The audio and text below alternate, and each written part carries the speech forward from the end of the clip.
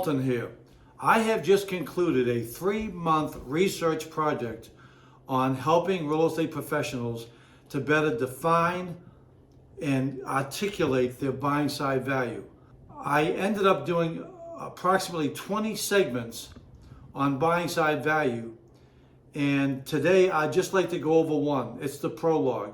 The reason I've selected the prologue is because the prologue focuses on buying side presentations. I'm sure you'd agree with me that the real estate industry in general has dedicated and devoted exponentially more time to making listing or marketing presentations than they have buyer presentations.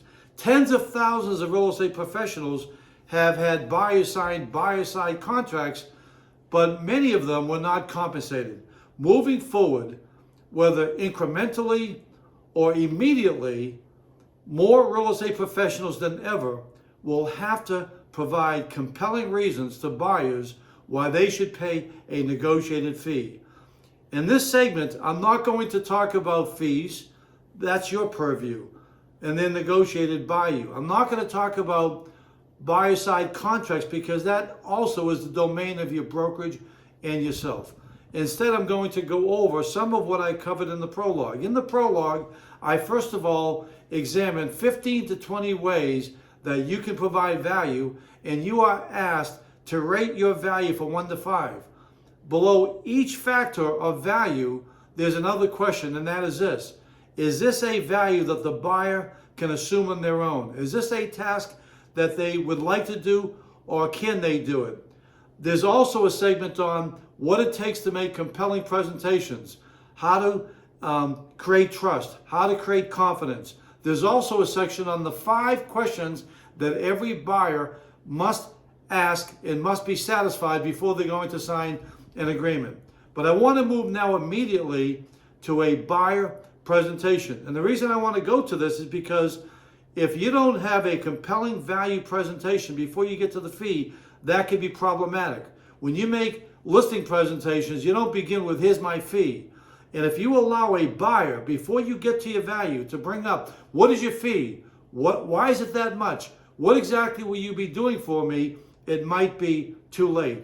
No one can tell you exactly what to say, nor should they, but I want to give you a framework that might be helpful as you construct your own. This presentation, I'm now going to role play with myself, if you will, to a mythical buyer here, an imaginary buyer rather, and my buyer presentation consists of 7 A's of values. So let me get started. Folks, you've probably seen on the media this year that now buyers are able to select their own buyer agent and be able to compensate them to their liking. And what I like to do is I like to review with you the way in which I provide value to my buyer clients. To make it easier for my clients to follow, I've reduced all of my value into 7 A's. You have a brochure of that in front of you. The first A has to do with agency.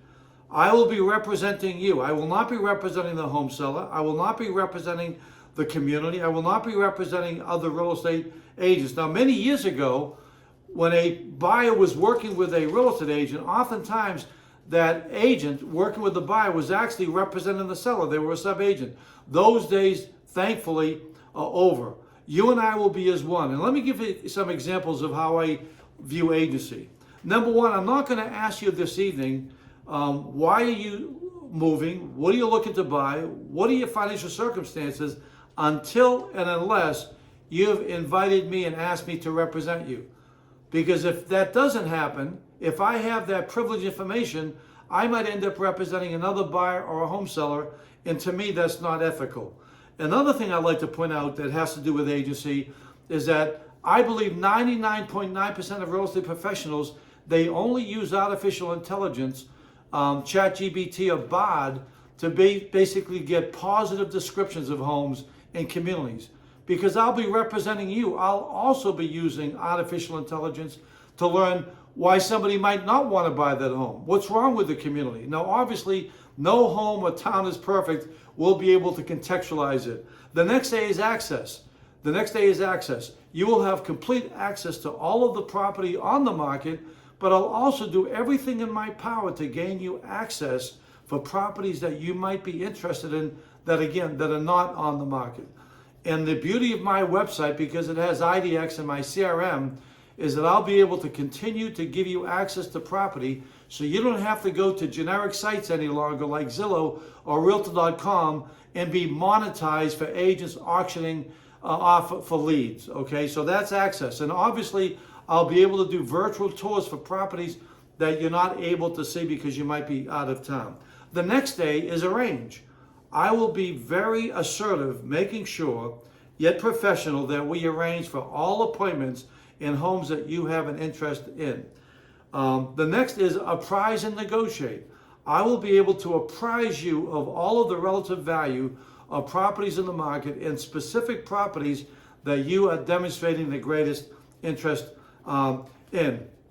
And then also this will help me, well, the other thing is this, most agents will do what is called a buyer CMA.